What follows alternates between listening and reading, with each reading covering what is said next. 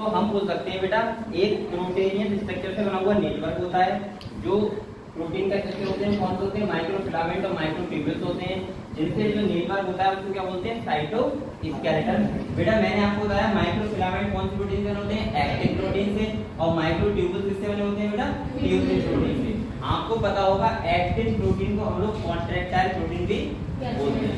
ये आपको पता है, जहाँ पे जैसे आपने मसल्स देखी, मसल्स में क्या होते हैं, एक्टिन और मायोसिन प्रोटीन के बैंड होते हैं। जैसे मैं आपको पढ़ाऊंगा लाइट बैंड होता है, एक कौन सा होता है, डार्क बैंड होता है। वो किससे प्रोटीन से बने होते हैं, एक्टिन और मायोसिन प्रोटीन के, ठीक है। तो तभी तो हमारी मसल क्या करती है, कॉन्ट्रैक्शन करती है। अगर आपकी मसल्स पे बेटा एक्टिन प्रोटीन और मायोसिन प्रोटीन के फिलामेंट नहीं होंगे तो क्या नहीं होगी, मसल कॉन्ट्रैक्शन नहीं करेगी। इसीलिए हम लोग कॉन्ट्रैक्टाइल प्रोटीन की बात करें तो आप कह सकते हो सर एक्टिन होती है, कौन सी होती है, मायोसिन। लेकिन यहाँ पे जो एक्टिन प्रोटीन से बने होते हैं वो क्या बने होते हैं, माइक्रोफिलामेंट। अच्छा अब मुझे बताओ बेटा, अगर मैं आपसे कहूँ कि साइटोस्केलेटन का फंक्शन क्या होता है तो आप क्या कह सकते हो, पहला कह सकते हो शेप ऑफ द सेल, क्या कह सकते हो, सेल को क्या देता है बेटा, शेप देता है। दूसरा कह सकते हो मैकेनिकल सपोर्ट, क्या मिलता है, एक मैकेनिकल सपोर्ट मिलता है किसके लिए, सेल के लिए। तो आप लिख सकते हो फंक्शन साइटोस्केलेटन, फंक्शन लिखो बेटा साइटोस्केलेटन के। पहला लिखो मैकेनिकल सपोर्ट, क्या मिलता है इसको, मैकेनिकल सपोर्ट। और दूसरा बेटा हम क्या बोल सकते हैं इसको, मेंटेन, यानी कि shape of the cell, maintain shape इसकी सेल की, ठीक है। और बेटा एक क्यों बताओ, इससे क्या मोटेलिटी नहीं मिलती है, क्या मिलती है, मोटेलिटी। क्यों, क्योंकि अभी मैं सीरियल और फ्रेजा आपको पढ़ाऊंगा, जिससे क्या होता है मोटा है, यानी कि सेल क्या करती है, मूवमेंट करती है, ठीक है। चलो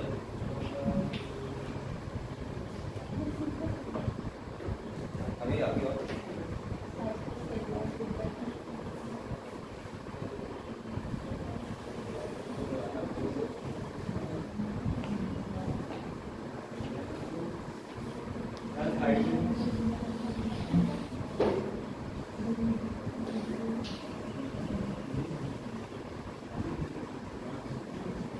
बेटा अब हमको मैं थोड़ा सा एक्टिन फिलामेंट के बारे में बताऊं, ये वाला यानी कि माइक्रोफिलामेंट के बारे में। देखो सबसे पहले मैंने आपको बताया कि ये एक्टिन प्रोटीन से बने होते हैं, इस प्रोटीन को हम लोग बोलते हैं कॉन्ट्रैक्टाइल प्रोटीन। आपको पता होगा, अगर आपने पहले वाली पढ़ा होगा, ये बेटा आपको लिख लिया था लोगों ने, लिख लिया बेटा। चलो अब देखो, अगर हम बात करें बेटा अभी, तो मैंने आपको जब मसल्स पढ़ाऊंगा, आपको जैसे मसल्स हैं आपकी ये, ठीक है, तो आपको पता होगा यहाँ पे दो टाइप के बैंड होते हैं, हम लोग पढ़ते हैं लाइट बैंड और डार्क बैंड। आपको पता है ये बात, नहीं पता है, डार्क बैंड ऐसे मान लीजिए ये है, देखो ये क्या है, फिलामेंट है, क्या है, फिलामेंट। और इनके थ्रू ही तो हमारी मसल क्या करती है, कॉन्ट्रैक्शन करती है, क्या करती है, कॉन्ट्रैक्शन। अगर मान लीजिए ये वाला फिलामेंट कौन सा है, एक्टिन फिलामेंट, और बीच में कौन सा होता है बेटा, मायोसिन फिलामेंट। मैं थोड़ा समझा रहा हूँ, आपकी अभी किताब में है नहीं, ठीक है। एक्टिन, इस वाले बैंड को बताओ क्या बोलते हैं, डार्क बैंड, और इस वाले क्या बोलते हैं, लाइट बैंड।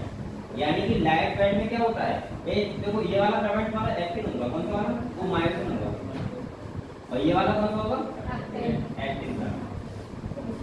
अब देखो ये क्या होता है, देखो ये क्या करते हैं, ऐसे करके स्लाइडिंग करते हैं, क्या करते हैं, स्लाइड करते हैं एक दूसरे के ऊपर, और क्या होता है, कॉन्ट्रैक्शन होता है, क्या होता है, कॉन्ट्रैक्शन। तो हम लोग बोल सकते हैं, लेकिन सेल के अंदर अच्छा कौन सा मूवमेंट होता है, वो अच्छा बताएगा, इन फिलामेंट के थ्रू, जिसको बोलते हैं साइटोप्लाज्मिक स्ट्रीमिंग मूवमेंट। क्या बोलते हैं,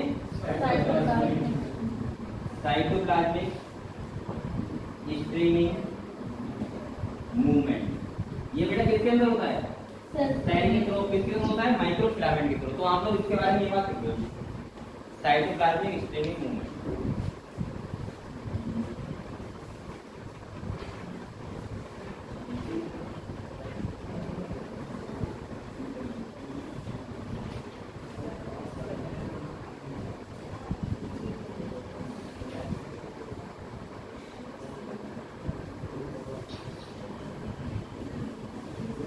बेटा ये बताओ यहाँ तक आपको क्लियर हो गया, पता लग गया आपको कॉन्ट्रैक्टाइल प्रोटीन को बोलते हैं। तो यहाँ पे लाइट और डार्क बैंड होते हैं। अभी आपको बहुत सारी बातें बताऊंगा इसके बारे में, ये वाली लाइन कौन सी होती है, एंड लाइन होती है, ये वाली कौन सी होती है, जेड लाइन होती है, सही है।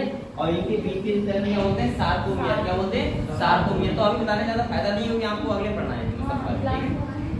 हम उसमें पढ़ेंगे मूवमेंट एंड रोटेशन।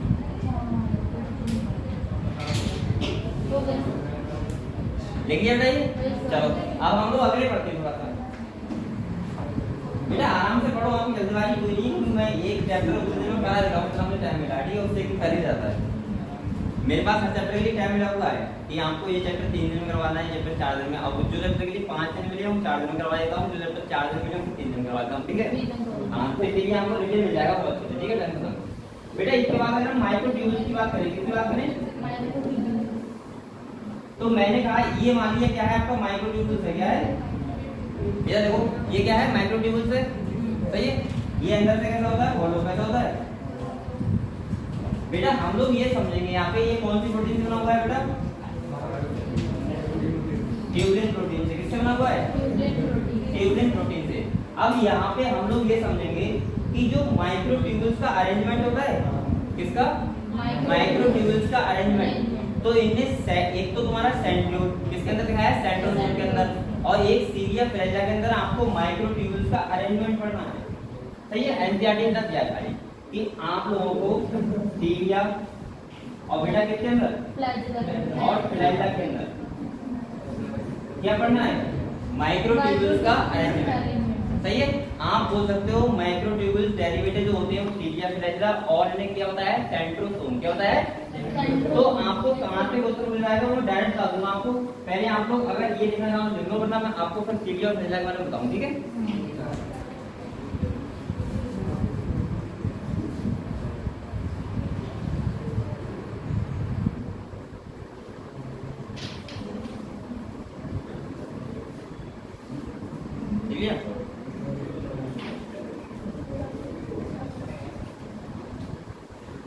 कल जन्माष्टमी है, कल राखी बंधेगी है, कल भी तो राखी बनती है, मुझे जाना पड़ेगा से।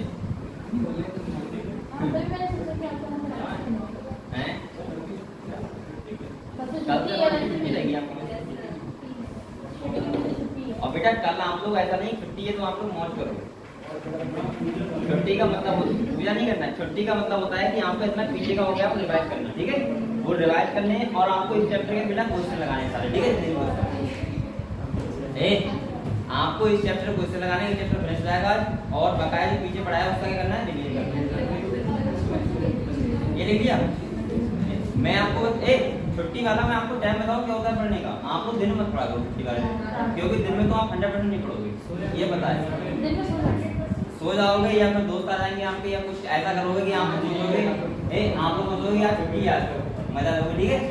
ठीक है, आप लोग एक टाइम बना लो, जैसे आज कल छुट्टी है, अब आप पता है आप क्या करो, आप आज रात के 9 बजे बैठो और बेटा बात करो और सुबह के 8 बजे तक पढ़ो। अभी क्या हुआ, 8 से 9 बजे घंटा ये बता रहा हूँ, ये बता रहा हूँ, समझ रहे हो। 9 PM से सुबह 8 रात में। बेटा अब देखो इधर, ये रात का टाइम बता रहा हूँ। आप पूरी रात पढ़े, आपको ना तो कोई डिस्टर्ब करने वाला होगा, ना कोई प्रॉब्लम करने वाला होगा। मैं गारंटी कर रहा हूँ कि आप 11 घंटे में पूरी बायोलॉजी पढ़ा दी है मैंने, सारा रिवीजन कर लोगे और आप लोग क्वेश्चन भी सारे लगा लोगे जितना ही लगेगा 11 घंटे में। अब उसके बाद देखो, अब आप लोगों के लिए दिन बेटा पता है पूरा फ्री है, क्या है, अब आपके लिए दिन क्या है, पूरा फ्री। अब हमारा अरे बातें करो। अब उसके बाद क्या करो, खाना खाओ, फिर जाओ बस आराम। क्या ऐसा नहीं कर पाओगे बेटा, ऐसा किया करो छुट्टी वाले दिन। देखो हर शनिवार को आपको एक महीने में 4 रातें मिलेंगी जो आप पूरी रात पढ़ सकते हो, शनिवार वाली सारी, और एक का छुट्टी और बता दी है, क्योंकि छुट्टी वाले दिन आप दिन में तो पढ़ ही नहीं सकते, क्योंकि कोई ना कोई काम लग जाएगा। आप सोचोगे यार छुट्टी है तो कुछ ना कुछ खेत में आएंगे, इंजन ले जाना हो जाएगा, लेकिन सो लो गया आराम से, ये पता है। चलो तो बेटा ये बताओ, ये कर सकते हो आप,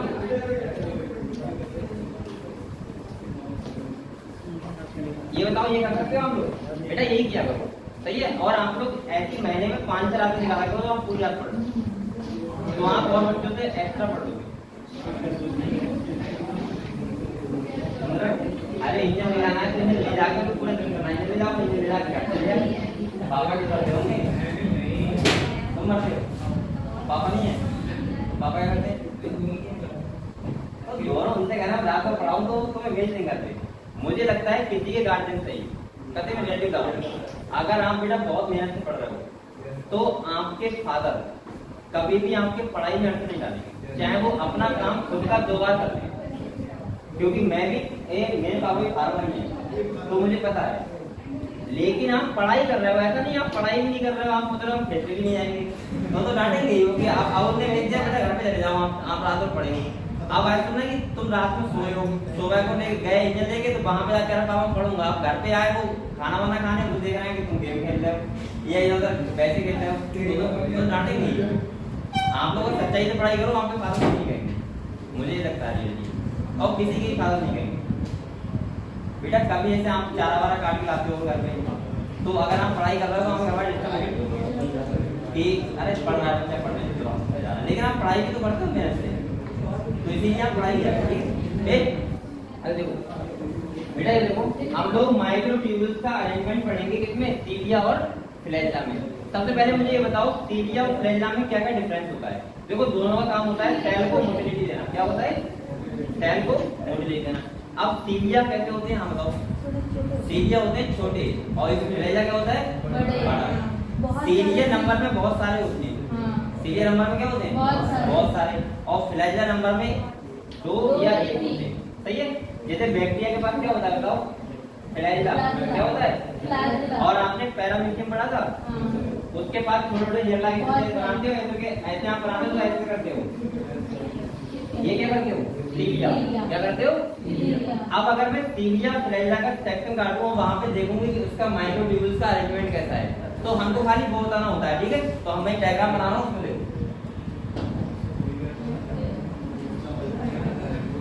बेटा आप लोग साइड स्टैंड समझ गए। तो मैंने माइक्रोप्लाज्मिड के बारे में क्या बताया? माइक्रोप्लाज्मिड के बारे में बताया जो साइटोप्लाज्मिक स्ट्रीमिंग मूवमेंट देता है और एक्टिन प्रोटीन होती है, इसलिए कैसा होता है? कॉन्ट्रैक्टाइल। कॉन्ट्रैक्टाइल बोल सकते हैं। अभी माइक्रोट्यूब्यूल्स का अरेंजमेंट हम दिखाना, ठीक है, किसमें? सीलिया और फ्लैजेला में। क्लियर हुआ? चलो पढ़ें इसके बारे में। देखो सीलिया और फ्लैजेला के बारे में यहाँ पे आप लोग एक बात ध्यान रखो। देखो मैं आपको एक चीज दिखा रहा हूँ,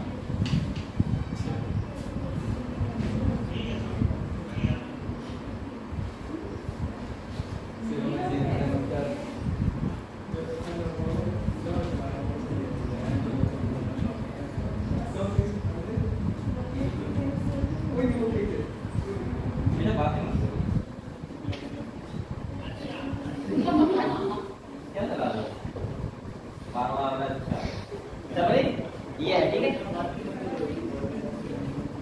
ये क्या लगे हुए हैं? ये पता है क्या लगे हुए? माइक्रोट्यूब्यूल्स। कौन से क्या लगे हुए? माइक्रोट्यूब्यूल्स। तो हम लिख दे रहे हैं यहाँ पे पेरिफेरल माइक्रोट्यूब्यूल्स, ठीक है।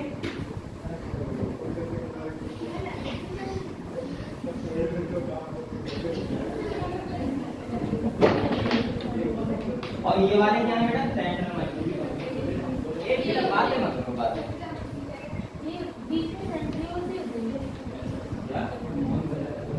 अभी चीजें पढ़ा इधर देखो। इसके बाद ये फ्रिज होता है, क्या बोलते हैं इसको? फ्रिज। ये ऐसे के लगे होते हैं बेटा, ऐसे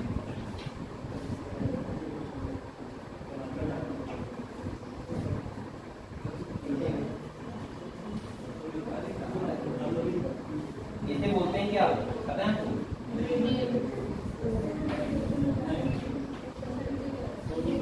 और ये इसको क्या बोलते हैं? बताओ। इनको बोलते हैं तो बेटा इधर देखो, अब इसको बोलते हैं सेंट्रल शीथ। क्या बोलते हैं? Central sheath. ये मैं आपको सीलिया फ्लैजेला का माइक्रोट्यूब्यूल्स का अरेंजमेंट दिखा रहा हूँ, ठीक है। आपको यहाँ से क्वेश्चन कैसे आएगा, ध्यान समझो। देखो यहाँ पे क्या होता है बेटा? 9 क्या मैं बोल रहा हूँ? 9 9 पेरिफेरल माइक्रोट्यूब्यूल्स होते हैं और 2 कैसे होते हैं सेंट्रल। तो आपसे ऑप्शन में ऐसे देगा कि पेरिफेरल और माइक्रोट्यूब्यूल्स का अरेंजमेंट बताओ, तो आप कैसे बताओगे बेटा 9 + 2।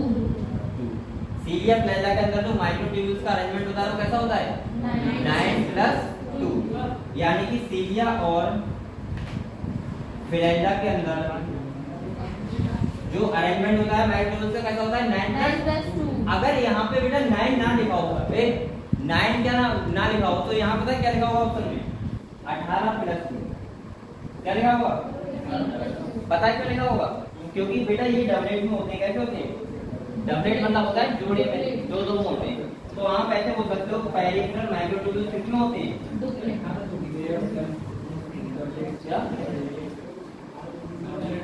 18 को भी मिलाएंगे बेटा, दो तो सेंटर वाले हैं और 9 सेंटर में तो 2 ही रहेंगे, समझ गए?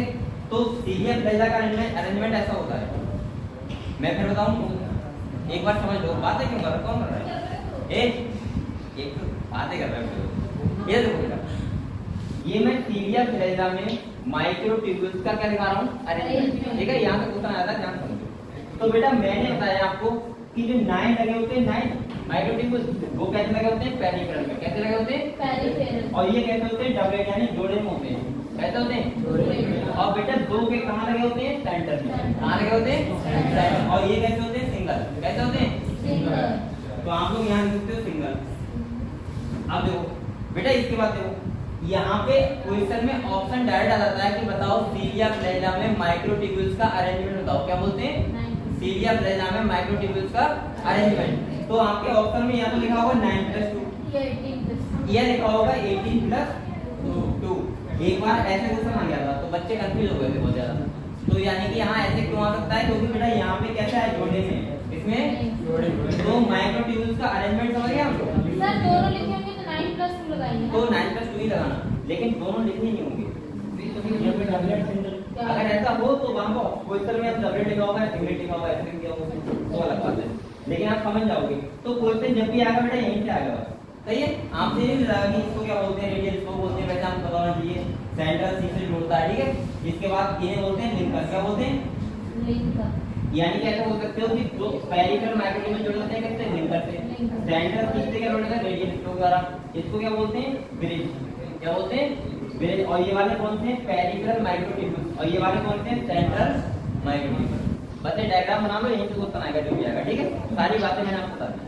और ऑप्शन में क्या आएगा? देखिए ये आएगा, ये लिख लेना साइड से बनाओ। ये सीलिया प्लेजा में माइक्रोट्यूब्यूल्स का क्या है अरेंजमेंट है, ठीक है। बनाओ ये बेटा सेंटर में 9 रखना है, अपनी इच्छा बना लो। ओके, ये 9 होते हैं, समझ नहीं आया?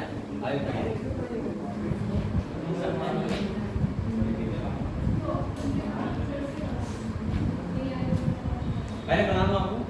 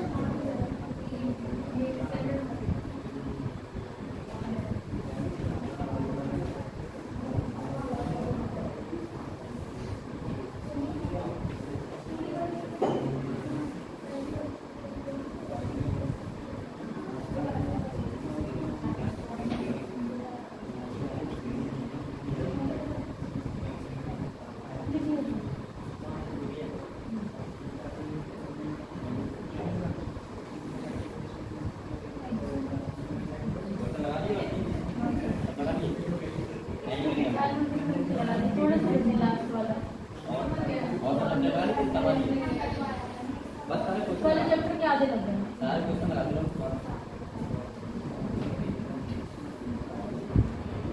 बेटा। जब तक आप क्वेश्चन नहीं लगाओगे तब तक आपको बहुत अच्छे चैप्टर मैनेज नहीं होगा, ठीक है? आप क्वेश्चन जरूर लगाएगा।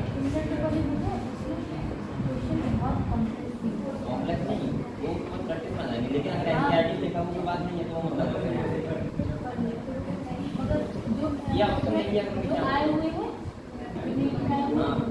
वो वाले सारे मतलब इजी हैं। तो वो इजी तो वही चीज बता रहा हूँ। एनसीईआरटी से बाहर से क्वेश्चन है तो उसका तो आंसर देख लो तुरंत ही बाहर, और अगर आंसर नहीं देख रहे तो फिर कोई दिक्कत नहीं आएगा नहीं।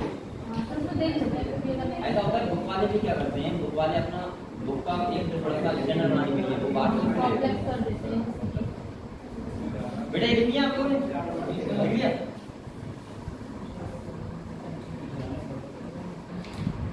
सॉल्व करना है।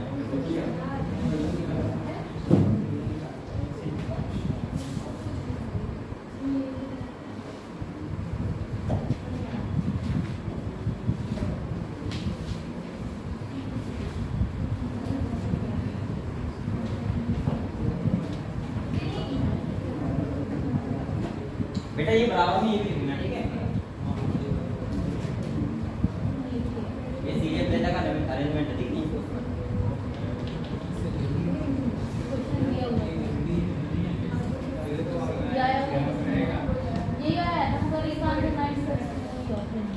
तो मैं कह रहा हूँ सिंपल क्वेश्चन आते हैं जी में आप पढ़ो तो मेहनत कर लो थोड़ी देर।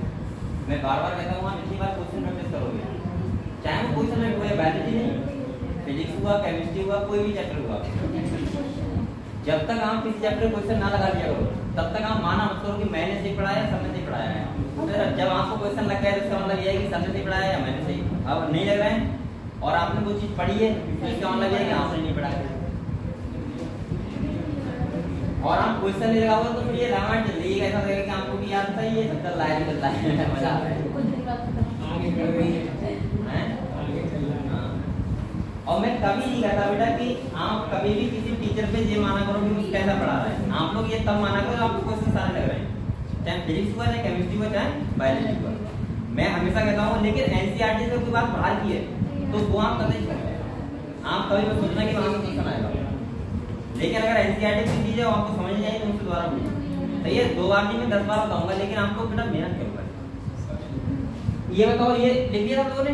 अब मैं एक बार में समझा रहा हूँ। देखो मैंने आपको साइटोस्केलेटन पढ़ा रहा हूँ, क्या पढ़ा रहा हूँ? साइटोस्केलेटन।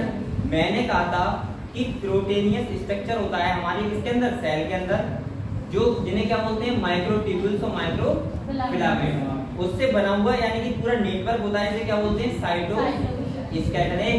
पीछे आप सही से मुझे बातें कर रहे हो, अभी कैसे समझ नहीं आया, बातें मत करो बेटा। अब देखो मैंने कहा आपके क्या होते हैं, इसको क्या बोलते हैं? साइटोस्केलेटन। माइक्रोफिलामेंट जो होते हैं वो कौन से प्रोटीन से होते हैं? एक्टिन प्रोटीन से।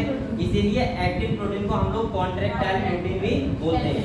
अगर जो भी मसल से कुछ भी या सेल कुछ भी सही अगर कोई कॉन्ट्रैक्शन करेगी तो हमेशा उसके ऊपर माइक्रोफिलामेंट होंगे। क्या होंगे? माइक्रोफिलामेंट। अगर कोई भी चीज कॉन्ट्रैक्शन करेगी तो उसके अंदर हमारी बॉडी तो उसके अंदर हमेशा क्या होंगे? माइक्रोफिलामेंट होंगे, क्योंकि इसी को बोलते हैं कॉन्ट्रैक्टाइल प्रोटीन। ये क्लियर हुआ बेटा? इसके बाद मैंने बताया कि माइक्रोट्यूब्यूल्स जो होते हैं उसमें आपकी एनसीईआरटी ने सीलिया फिरेला और तुम्हारा क्या सेंट्रियोल, उसके अंदर माइक्रोट्यूब्यूल्स का अरेंजमेंट पूछा है, अरेंजमेंट दिखाया है कि माइक्रोट्यूब्यूल्स का अरेंजमेंट होता कैसे है। बस आपको इतना ध्यान रखना है। तो देखो मैंने आपको पहले सीलिया और फिरेला में डिफरेंस बता दिया, आपको बताया सीलिया फिरेला में क्या डिफरेंस होते हैं।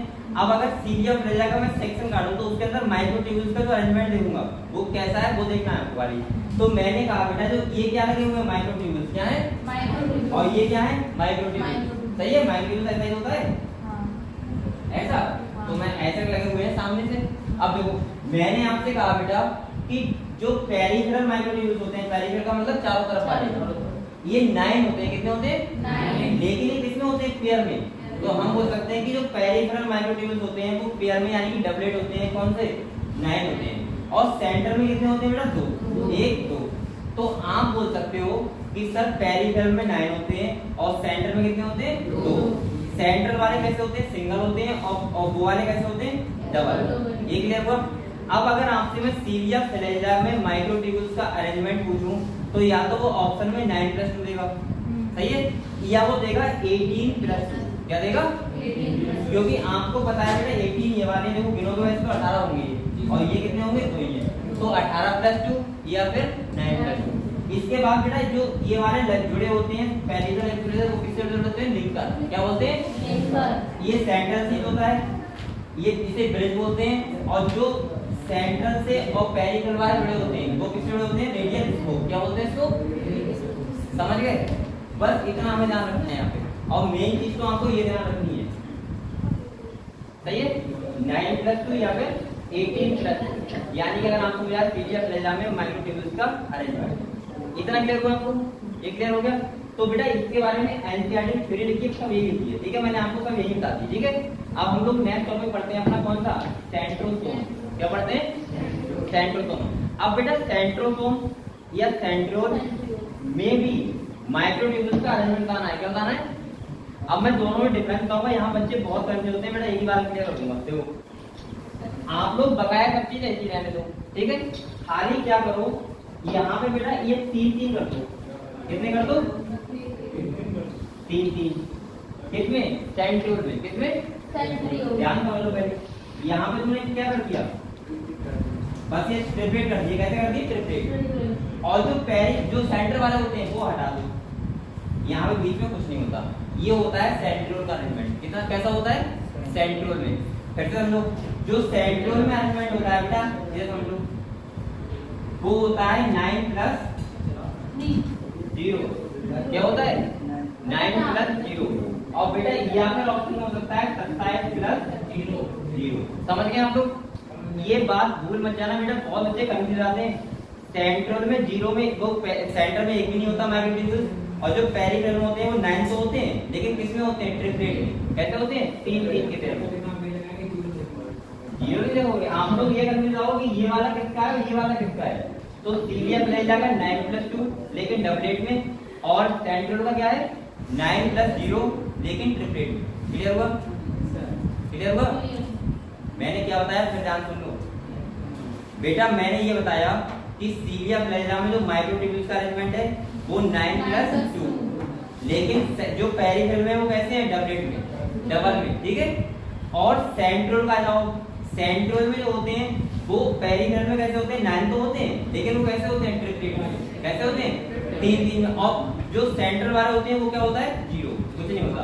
तो आप लोग ध्यान रखना 9+0 या फिर 27+0, बस ये वाला डायग्राम तुम फिर से बना लो, सेंट्रल एंड डालोगे, मैंने तो वहीं पे कर दिया, ये सब बनाओगे, समझ में आ गया। अब मैं आपको अभी बताऊंगा सेंट्रोसोम क्या होता है, सेंट्रोल क्या होता है, इनका फंक्शन क्या होता है, ठीक है। अभी मैंने ये समझ लो, ये मेन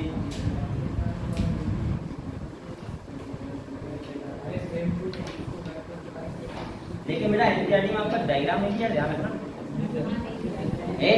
एनसीईआरटी ने सेंट्रियोल का डायग्राम नहीं बनाया है, इसीलिए मैंने आपको ये बना के दिखा दिया।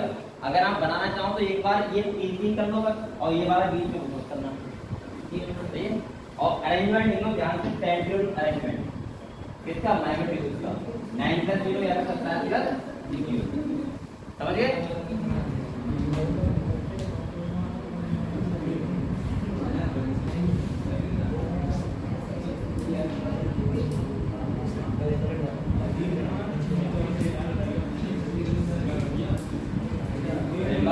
बना रहा बेटा,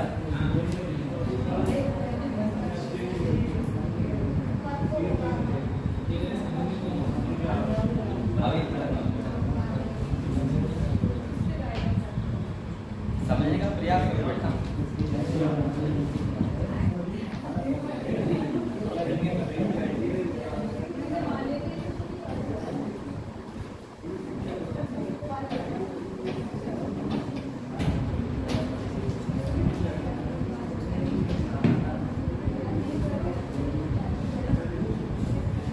ये बना रहे हो आप लोग, नहीं बना रहे, बन गया, चलो फिर समझा रहा हूँ, ये बता रहा हूँ, ठीक है।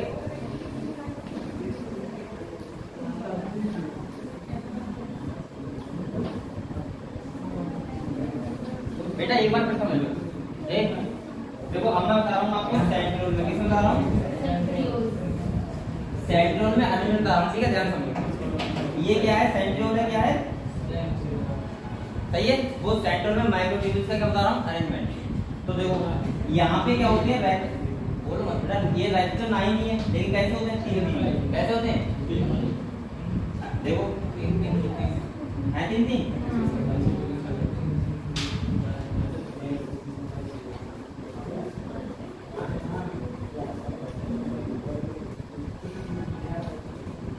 अब ये कितने 9 तो है पेरिफेरल, लेकिन कैसे हैं ट्रिपेट में सेंट्रल में, और बेटा बीच में कुछ नहीं होता, ठीक है। इसे बोलते हैं हब, क्या बोलते हैं हब।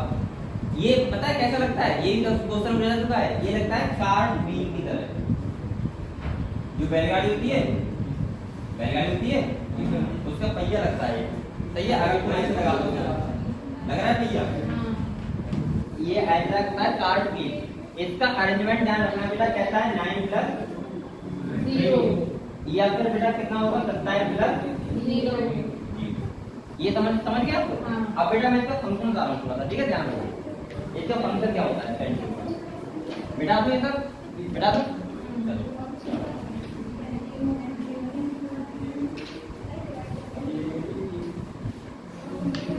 बेटा ये देखो, आपने ये सेल है, क्या है सेल। आपको पता होगा जब सेल डिवाइड करती है, बातें कौन कर रहा है, बातें आप लोग इधर ध्यान रखो। देखो यहाँ पे आपने स्ट्रक्चर पढ़ा हुआ, इसका नाम सुना होगा सेंट्रियोल। क्या सुना है? सेंट्रियोल। सुना है आपने सबने? सेंट्रियोल होता है। आपने ये भी सुना होगा सेंट्रियोल से क्या बनते हैं स्पिंडल फाइबर, सुना है आपने? जब सेल डिवीजन होता है क्या बनते हैं स्पिंडल फाइबर, किससे? सेंट्रियोल से। तो बेटा अगर सेंट्रियोल मान लिया ये है, क्या है ये सेंट्रियोल है, ये माइक्रोट्यूब्यूल्स नहीं है, सेंट्रियोल है।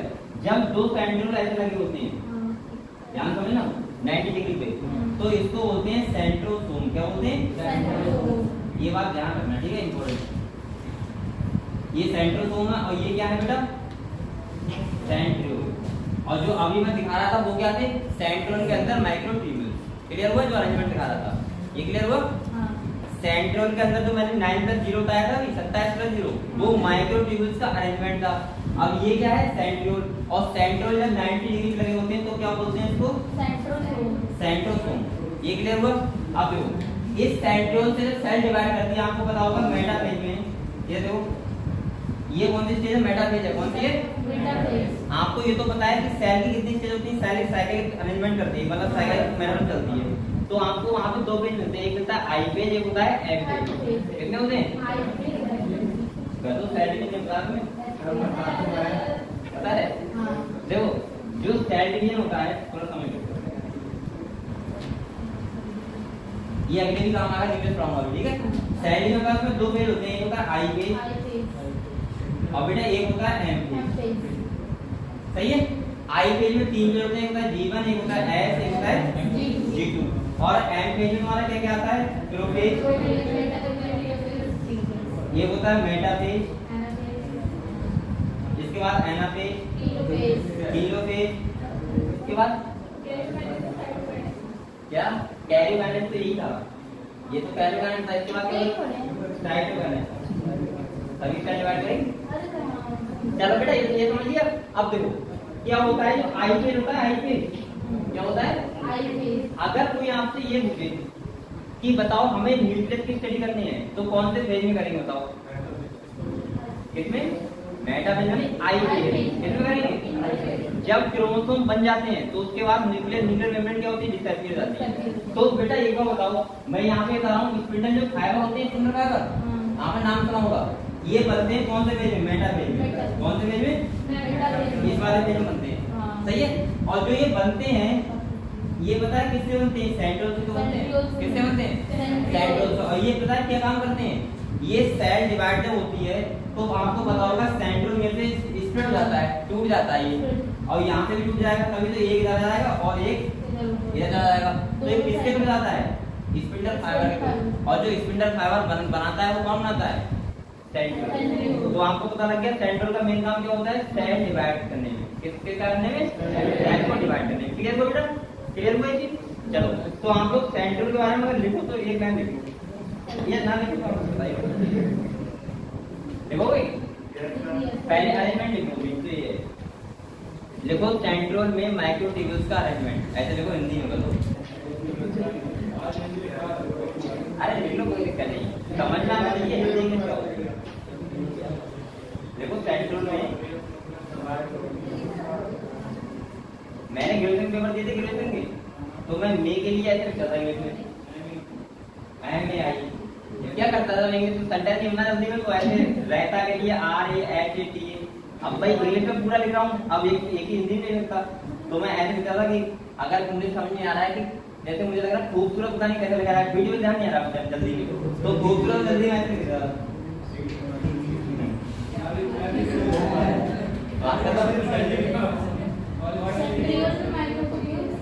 सेंट्रोल में माइक्रोट्यूब्यूल्स का अरेंजमेंट, तो बेटा ये चल जाता है, थोड़ा बहुत बेसिक में चल जाता है, ठीक है, लेकिन नंबर बहुत अच्छे आते हैं, तो इंग्लिश में क्या होगा, चलो ये रहने दो, तुम मत करना ये तो हमारी काली शरारतें हैं। ये देखो बेटा, आपने क्या लिखा, माइक्रोट्यूब्यूल्स का अरेंजमेंट, उसके बाद देखो ऐसे लिखो बेटा, ऐसे लिखो पेरिफेरल माइक्रोट्यूब्यूल्स, देखो 9 और क्या लिख लो 27, क्या लिख लो 9 और 27, और इधर लिखना यहाँ पे लिखना न्यूक्लियस, और बेटा इसके बाद देखो सेंट्रल माइक्रोट्यूब्यूल्स, और यहाँ क्या लिखो बेटा 0, क्या लिखो 0। अगर अभी भी आपने यहाँ से क्वेश्चन गलत दिया तो गलत बात है, क्योंकि बार बार लिखा ये देखो, तो लिख लो, आपको अच्छे लिख लो, ठीक है, यहाँ से क्वेश्चन यहीं से आएगा होगा, कहीं नहीं आएगा।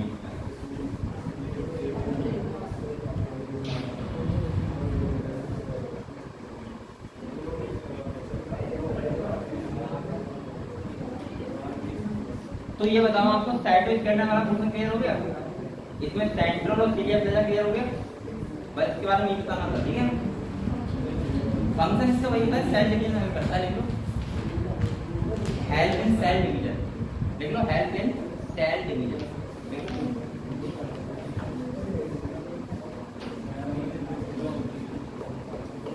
सेल डिवीजन और peripheral division, formation of spindles, spindle बनाता है, वही बनाता है।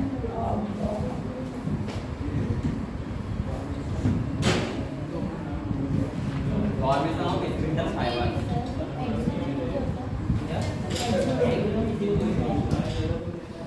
कहाँ पे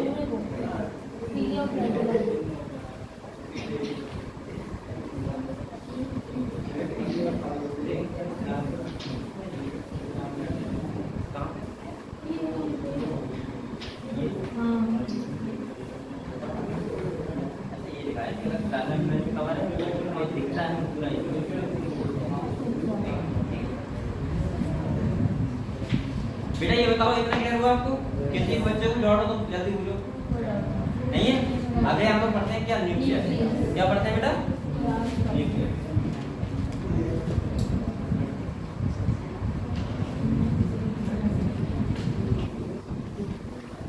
आज ये चैप्टर अपने को आया बेटा, क्वेश्चन सब बच्चे लगा देना ध्यान से, ठीक है।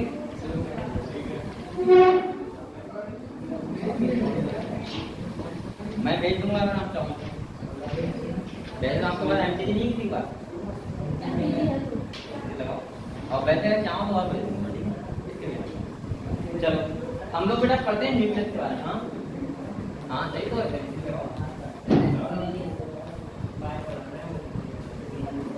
ये बायोलॉजी की है, फिजिक्स की भी है, और केमिस्ट्री तीनों की है। अरे तो ये लगाओ, कोई से लगाओ, कोई से लगाओ, सही है बेटा। आप इसके बारे में पढ़ते हैं न्यूक्लियस, जो यानी कि सेल का क्या होता है, मेन पार्ट। ये बताओ न्यूक्लियस की डिस्कवरी किसने करी, किसने, कब,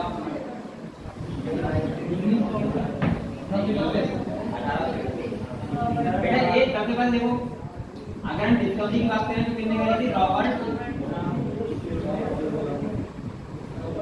ये ब्राउन थे क्या, बोले थे नहीं, इनके नाम ही ऐसे हैं बेटा, इनके नाम वैसे होते तो अच्छा भी लगता सोमवार वगैरह मेरे पास इनके नाम है रॉबर्ट ब्राउन।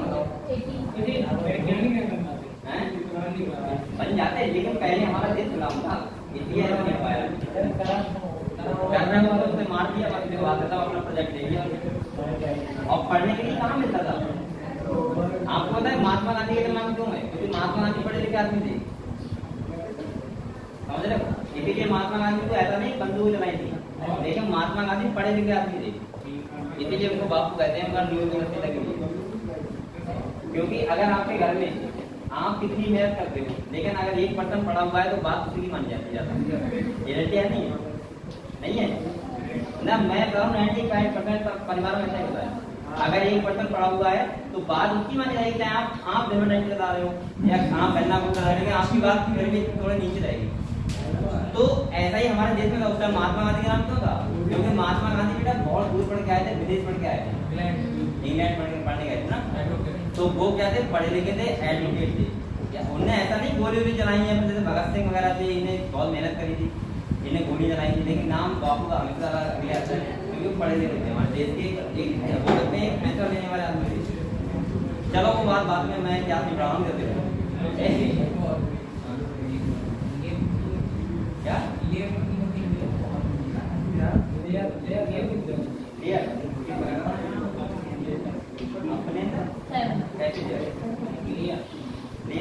अपने मतलब हमारी बॉडी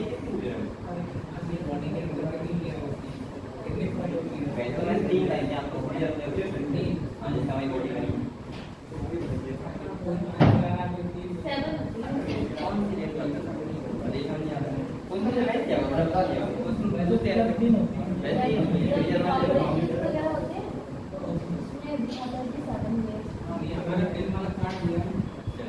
तो उसमें जब मैंने लिखा होगा और भी लिखा होगा उसमें और भी लिखा होगा 5 वो अलग ये थी का मतलब ये थी उसने ना कोई ले लिया वो आपका फोटो को अच्छे से। चलो बेटा आगे बढ़े न्यूक्लियस के बारे में। सबसे पहले डिस्कवर किया था किसने? रॉबर्ट ब्राउन ने। अब देखो न्यूक्लियस जो होता है वो सबसे पहले पूरी सेल को क्या करता है? कंट्रोल। क्या करता है? कंट्रोल। हम बोल सकते हैं कंट्रोलर ऑफ द सेल। क्या होता है? न्यूक्लियस। यानी कि जो मेन ऑर्गन होता है कौन होता है? न्यूक्लियस। जैसे ये मान लीजिए सेल है, क्या है बेटा? ये सेल है तो मैंने कहा ये ऐसे होता है न्यूक्लियस, ऐसे होता है।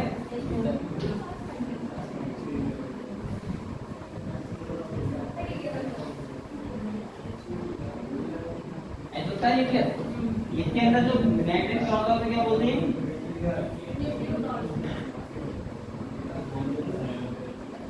बेटा इसमें होता है क्या बोलते हैं? और दोनों को मिला क्या बोलते हैं? प्रोटोप्लाज्म। क्या बोलते हैं? प्रोटोप्लाज्म। ये क्लियर है आपको? अब देखो न्यूक्लियस के अंदर क्या होता है बेटा? क्रोमैटिन। क्या होता है? क्रोमैटिन मतलब बोल सकते हैं क्रोमोसोम। क्या बोलते हैं? क्रोमोसोम। बेटा इसके अंदर ये जो पोर होते हैं ये क्या होते हैं? इन्हें क्या बोलते हैं? न्यूक्लियोपोर। इनका काम क्या होता है? Nuclear pore. इनका काम होता है आरएनए का अंदर या बाहर जाना होता है, ये सब होता है, या फिर कुछ सीक्रेशन करना। ठीक है। अब देखो बेटा नेक्स्ट देखो जो न्यूक्लियस होता है। अच्छा तो बच्चा बताएगा एक से ज्यादा अगर सेल में न्यूक्लियस है तो उसको कंडीशन क्या बोलते हैं? मैंने बताया था आपको मल्टी न्यूक्लियेट कंडीशन क्या बोलते हैं? ये हम पढ़ा चुका हूं आपको। हाँ बताओ मल्टी न्यूक्लियेट कंडीशन क्या बोलते हैं? अगर एक से ज्यादा न्यूक्लियस है एक सेल में। बताओ बेटा, मैंने आपको फंगस में पढ़ाया था ये।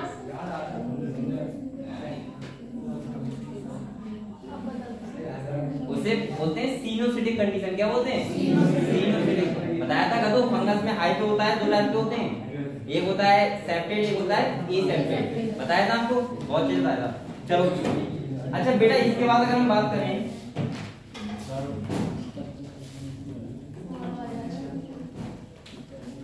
अब देखो अगर आपसे कोई ये कहे कि न्यूक्लियस की मुझे स्टडी करनी है, तो आप कौन सी फेज बताओगे उसे?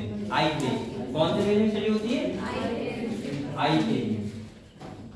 बेटा न्यूक्लियस के अंदर क्या होता है? क्रोमोसोम होते हैं। क्या होते हैं? क्रोमोसोम। अच्छा जो बेटा न्यूक्लियस हर सेल में होता है, प्रोकैरियोटिक सेल में न्यूक्लियस की जगह क्या बोलते हैं उसको? न्यूक्लियोइड। क्या बोलते हैं? न्यूक्लियोइड। अब आप लोग मुझे एक बार बताओ, न्यूक्लियस एब्सेंट कौन सेल में होता है? न्यूक्लियस एब्सेंट कौन सी सेल में होता है?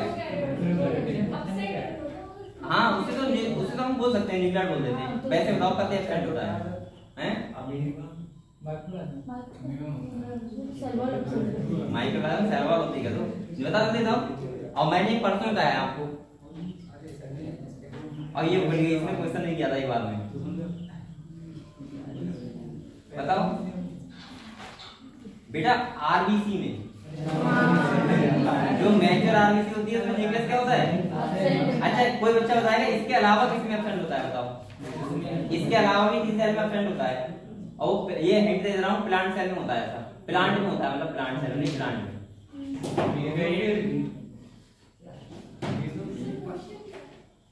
क्वेश्चन ये है, न्यूक्लियस एब्सेंट कौन सी सेल में होता है? गिवन बता दिया आपने, आरबीसी में होता है। प्लांट में कौन सेल में होता है?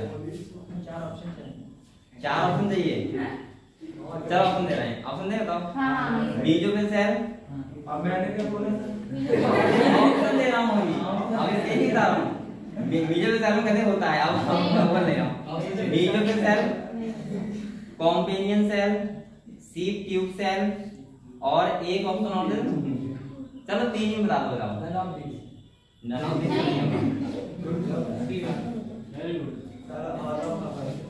बताओ बेटा, सीप ट्यूब सेल में एब्सेंट होता है। किसमें होता है? कॉम्पेनियन सेल अटैच होती है, और फ्लोएम वाला पार्ट है, फ्लोएम की सेल होती है। सही है? चलो बाद में पढ़ाऊंगा आपको। इधर देखो, तो आपको ये पता लग गया एब्सेंट कहाँ होता है? क्या आप देखते रहो ये पॉइंट, एब्सेंट लिखते हैं बेटा, ऐसे लिख लो। एब्सेंट निकले देखो मैच्योर आरबीसी में, और दूसरा किसमें? सीप ट्यूब सेल। ये सीप ट्यूब सेल का कहाँ होती है? फ्लोएम वाले पार्ट में। कहाँ होती है? फ्लोएम वाले।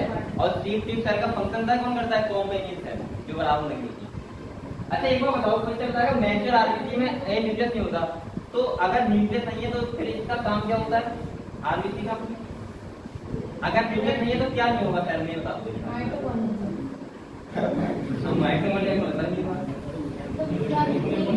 अगर न्यूक्लियस नहीं है सेल में तो सेल क्या नहीं करेगी? क्या? डिवाइड नहीं करेगी। अगर सेल में न्यूक्लियस नहीं, सेल क्या नहीं करेगी? डिवाइड नहीं करेगी। सही है?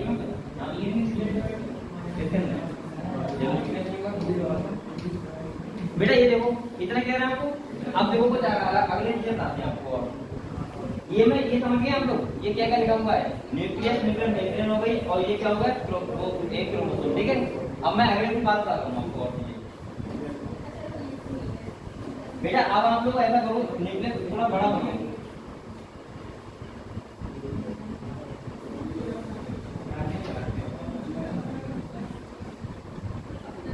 अब मैं आपको कुछ फेज बता रहा हूँ। सही है? ध्यान सुनिए। देखो मान लीजिए ये डीएनए है। क्या है? डीएनए है। क्या है बेटा? डीएनए। मैंने आपको बताना है कि यहाँ पे कुछ प्रोटीन होती है। क्या होती है? प्रोटीन। और इस प्रोटीन को क्या बोलते हैं? Histone protein. क्या बोलते हैं? Histone protein.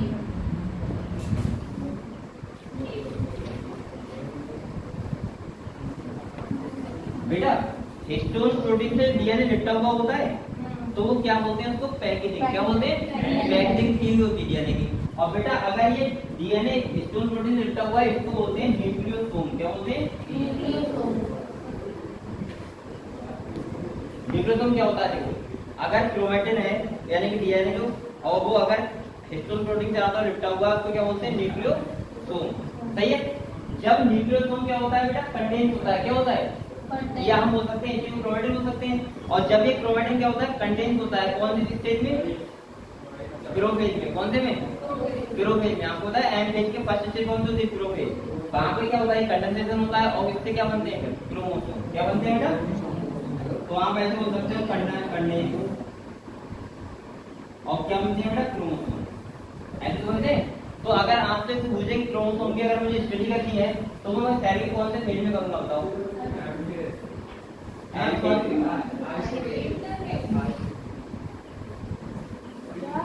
क्रोमोसोम की पूछ रहा हूँ, क्रोमोसोम की स्टडी करोगे कौन से फेज में करोगे बेस्ट स्टडी? आपने एस फेज का किसका लगा रहा है? नहीं बेटा इसकी अगर हमें बेस्ट स्टडी करना है क्रोमोसोम की तो हम करते हैं मेटाफेज में। किसमें करते हैं? मेटाफेज में। और अगर न्यूक्लियस की स्टडी बेस्ट करना है तो कौन से फेज में करते हैं? आई फेज में। किसमें करते हैं? I phase. क्लियर हुआ? तो अगर बेस्ट स्टडी करना है आपको किसकी? न्यूक्लियस की, तो आप कौन से फेज में करोगे? आई फेज में। M phase. अरे क्या न्यूक्लियस की तो आई फेज। और बेटा अगर मैं तुम्हें स्टडी करनी है कि क्रोमोसोम की बेस्ट स्टडी, ये सब पॉइंट लिख जाओगे ना, तो कौन से फेज में करोगे आप लोग? मेटाफेज में। बेटा आपको ये तो पता है मेटाफेज क्या है, आई फेज क्या है? सही है, देख लो ये बात।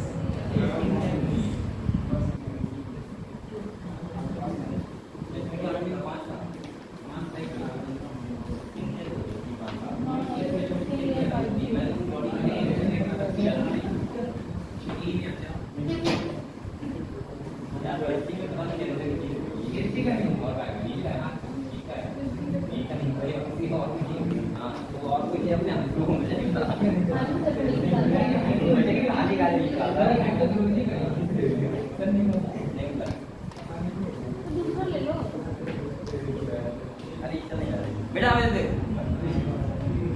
देखो मैंने कहा कि कंडेंस होकर क्या बनता है? क्रोमोसोम बनता है। तो मैं आपको क्रोमोसोम के बारे में पढ़ाऊंगा। सही है? न्यूक्लियस के बारे में समझ गए? अच्छा न्यूक्लियस को प्रोकार्योटिक सेल में उसके जगह क्या बोलते हैं? क्रोमेटिन मटेरियल होता है न्यूक्लियोइड। क्या बोलते हैं? न्यूक्लियोइड।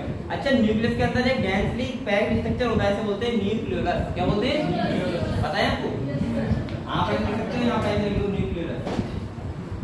अच्छा खाली आप लोग न्यूक्लियोलस का फंक्शन बता दो मुझे, तो बताएगा? इसका फंक्शन होता है फॉर्मेशन ऑफ आरआरएनए। क्या होता है? आरआरएनए का मतलब होता है राइबोसोमल आरएनए।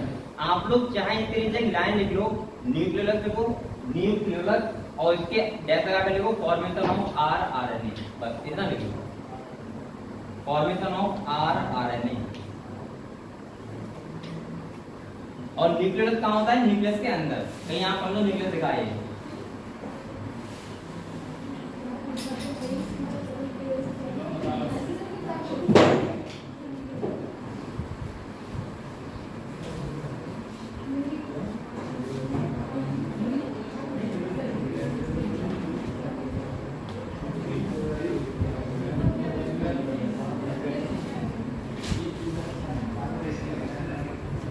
बेटा आगे बढ़ाएं आपको।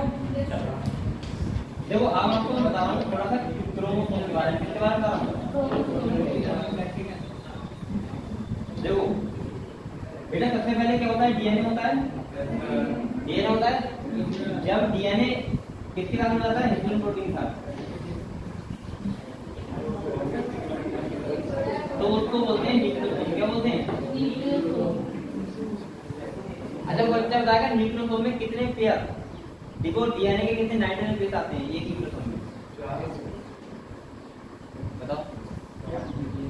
न्यूक्लियोसोम में डीएनए के कितने नाइट्रोजन बेस आते हैं? या कितने न्यूक्लियोटाइड आते हैं बता दो।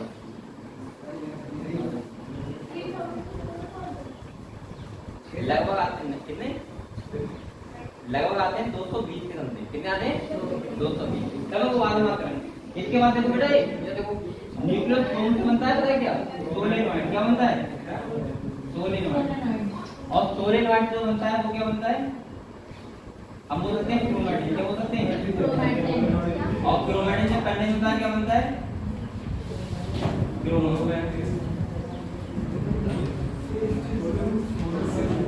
अब देखो मैं क्रोमोसोम के बारे में बताऊं आपको। चलो देखो क्रोमोसोम क्या है, मानिए ये क्रोमोसोम है, क्या है, ये कैसे होते हैं, पेयर में होते हैं, किसमें होते हैं बेटा, पेयर में। जो ये है ये, इसे क्या बोलते हैं, क्रोमैटिड। क्या बोलते हैं,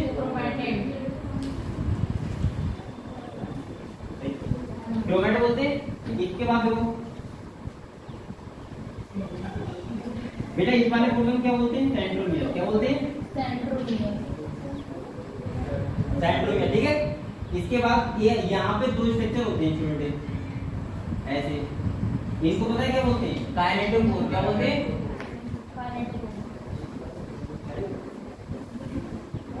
काइनेटोकोर का काम होता है जब सेल डिवाइड करती है तो स्पिंडल फाइबर को अटैच करना।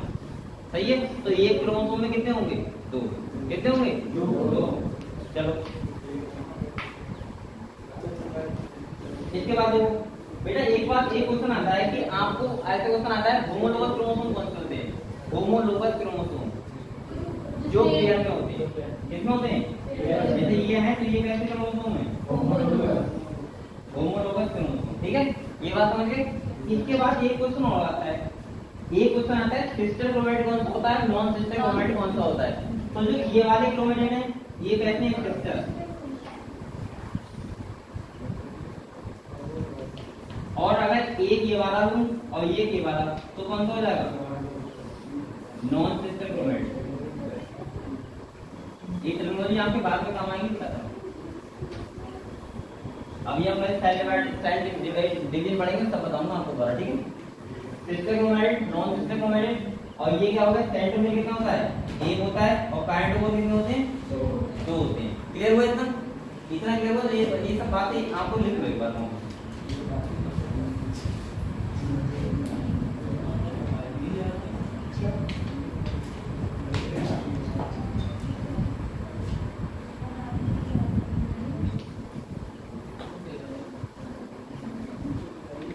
अच्छा, डीएनए होता है हमारा कितने मीटर लॉन्ग होता है, कितना, अप्रोक्सीमेटली 2 मीटर लॉन्ग होता है। कितना होता है, अगर आप लोग पहले पढ़ते होगा आपको किसी बताया होगा कि अगर डीएनए हम बांध लें तो रस्सीरा बना लें तो सूर्य चक्कर लग जाएगा, लौट जाओगे। बेटा हमारी सेल ही इतनी है, और सोचो एक सेल में अगर 2 मीटर लंबा डीएनए है तो कितना कितना डीएनए होगा, बहुत हो गया ना ये।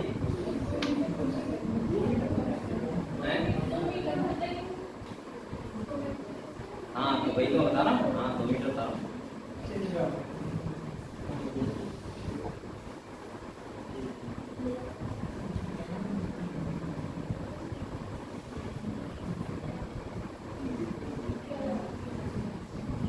अच्छा एक बात और सुनिए बेटा, ये लिख दिया हम लोगों ने, देखो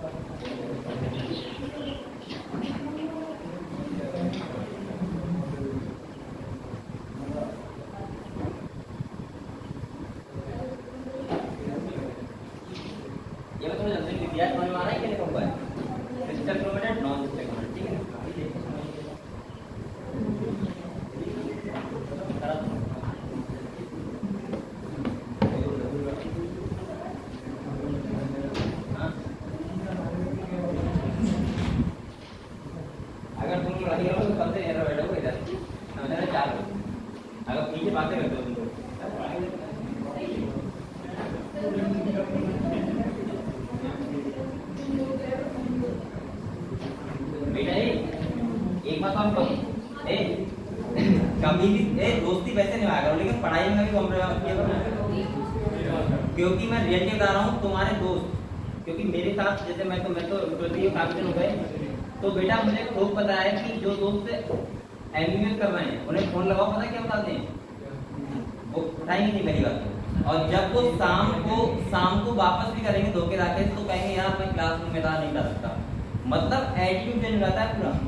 ये बात ध्यान रखना। दोस्ती खाली अगर 12th तक है तुम्हारी, इसके बाद अगर किसी कोई अगर एक एमबीबीएस बन गया, सुनो, अगर एक एमबीबीएस बन गया और दूसरा नहीं बन पाया तो इतना चेंज रहता है कि फिर बहुत ज्यादा वो क्या रहता है।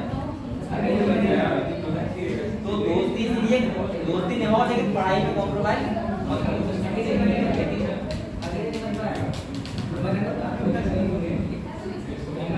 अरे ऐसा ही हो रहा है, लग रहा है बेटा लोगों के पास टाइम बात करने का टाइम नहीं होता है, तो वो चेंज आ रहा है। इसलिए मैं कह रहा हूँ कि एक बात ध्यान रखना, कोई एमबीए बन गया, दूसरा बेटा अपने अस्पताल में नौकरी नहीं देगा, सामने करेगा तो बात करने की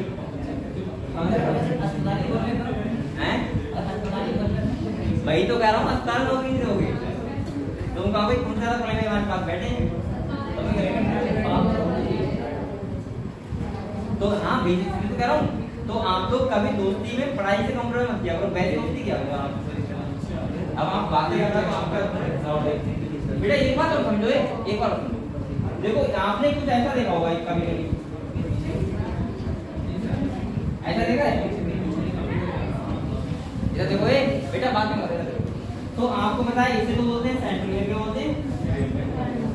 और बेटा ये सेंट्रोमियर वाला जो पोर्शन होता है इसे बोलते हैं प्राइमरी कॉन्स्ट्रिक्शन, क्या बोलते हैं, प्राइमरी कॉन्स्ट्रिक्शन, ठीक है। जो ये वाला पोर्शन होता है ये इसे बोलते हैं सेकेंडरी कॉन्ट्रैक्शन, और जो ऊपर वाला ये होता है ये इसे बोलते हैं सैटेलाइट, क्या बोलते हैं। आप लोग इसके बारे में एक ही बात ध्यान रखिए, प्रोटीन बनाने में है वो नॉन प्रोटीन, मतलब प्रोटीन बनाने में आपको हेल्प नहीं करता है, बस ये होगा।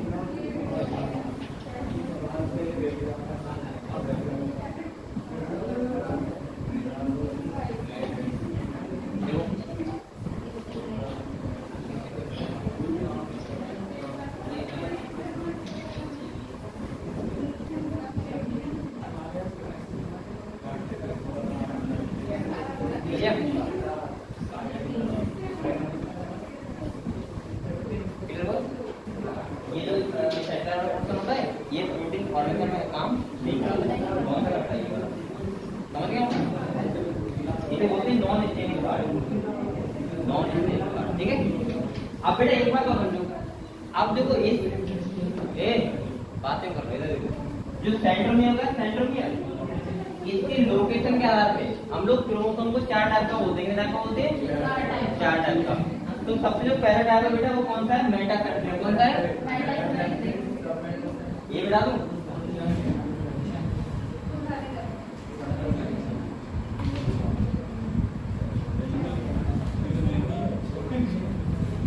देखो अगर सेंट्रोमियर बेटा कैसे मिडिल में है, कैसे सही है, तो ऐसे क्रोमोसोम क्या बोलते हैं, मेटासेंट्रिक, क्या बोलते हैं। अगर बेटा ये थोड़ा सा ऊपर है यानी कि एक आर्म में छोटी, एक आर्म में बड़ी, ऐसे तो ये सब, तो इसको क्या बोलेंगे, सब मेटासेंट्रिक, ठीक है। इसके बाद तुम्हारा तीसरा कौन सा आता है बेटा, एक्रोसेंट्रिक, कौन सा होता है, एक्रोसेंट्रिक का मतलब होता है ये थोड़ा और इधर आ जाए, एक थोड़ी ज्यादा छोटी जाए, एक थोड़ी ज्यादा बड़ी हो जाए, तो एक ऐसे होगी और एक ऐसे होगी, इसको क्या बोलते हैं, एक्रोसेंट्रिक। और बेटा एक किलोसेंट्रिक का मतलब होता है एक कतई ना हो और एक कैसा हो, इसको बोलते हैं किलोसेंट्रिक। ये क्या है, सेंट्रोमियर लोकेशन, ठीक है। अगर हम शेप की बात करें तो पता है क्या बोलते हैं, इसको बोलते हैं पी शेप, क्या बोलते हैं, इसको पता है क्या बोलते हैं, एल शेप, और इसको पता है क्या बोलते हैं, जे शेप, और इसको बोलते हैं आई शेप। आप ऐसे भी ध्यान रखो क्योंकि यहाँ पे देखो बी शेप में दोनों ये बराबर है, एल शेप में एक थोड़ा छोटा एक थोड़ा बड़ा, ये शेप में थोड़ी छोटी, बहुत ज्यादा छोटी, एक बहुत ज्यादा बड़ी, और इस शेप में एक बिल्कुल नहीं, एक, ठीक है। तो ये क्या है, लोकेशन है इसकी सेंट्रो की है, क्लियर। देखो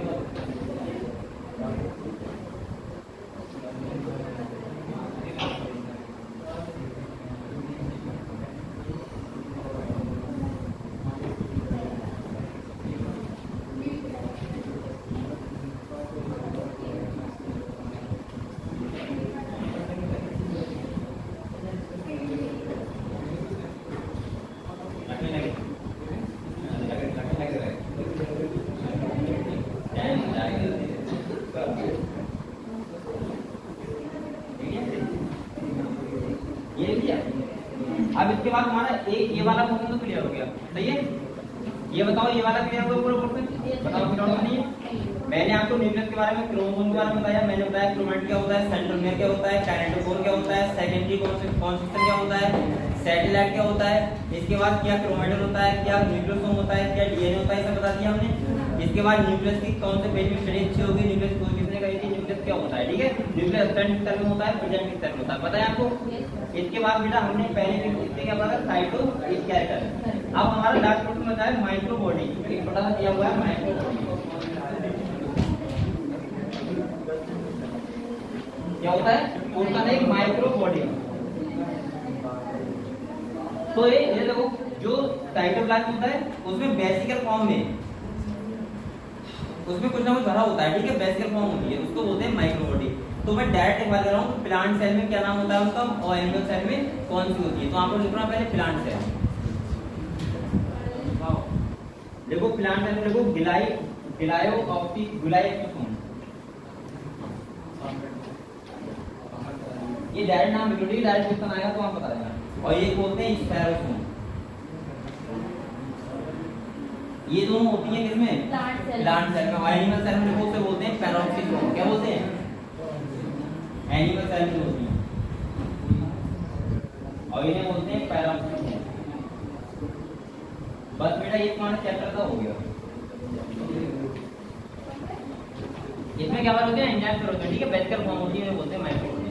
देखिए बेटा, एनिमल सेल में पैराक्सीसोम और प्लांट सेल में गिलायोऑप्टिकोम और स्पेरोसोम, ठीक है।